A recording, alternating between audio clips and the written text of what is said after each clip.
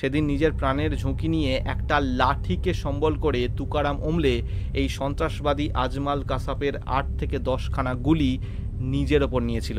November 21, 2008 পাকিস্তানের করাচি বন্দর থেকে 10 জন পাকিস্তানি সন্ত্রাসবাদীর একটি ছোট্ট দল ভারতের মুম্বাই শহরের উদ্দেশ্যে যাত্রা শুরু করে।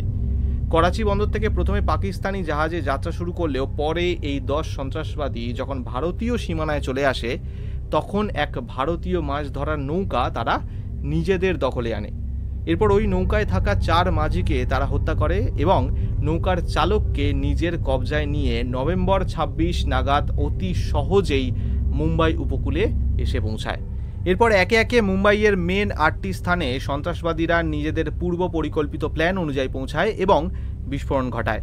ছত্রপতি শিবাজি terminus, Oberoi Trident, the Taj Mahal palace and tower, Leopold cafe, মহিলা ও শিশুদের জন্য কামা হসপিটাল, এছাড়াও টাইমস অফ ইন্ডিয়া ভবন, সেন্ট জেভিয়ার্স কলেজের পিছনের একটি গলি ও দক্ষিণ মুম্বাইয়ের কোলাবা এলাকায় অবস্থিত এই নরিমন হাউসও বিস্ফোরণের কবলে আসে। বলতে গেলে 26শে নভেম্বর এই হামলা শুরু হলেও তা 29শে নভেম্বর পর্যন্ত চলে, যার কারণে 175 জন মানুষ মারা যায় ও 300রও বেশি মানুষ আহত হয়।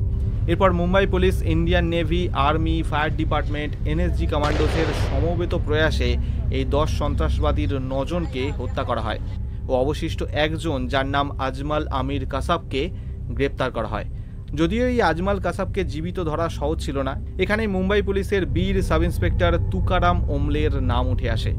সেদিন নিজের প্রাণের ঝুঁকি নিয়ে একটা লাঠিকে সম্বল করে তুকারাম ওমলে এই সন্ত্রাসবাদী আজমাল কাসাপের 8 থেকে 10খানা গুলি নিজের ওপর নিয়েছিল, যাতে বাকি পুলিশ কর্মীরা আজমালকে গ্রেপ্তার করতে পারে।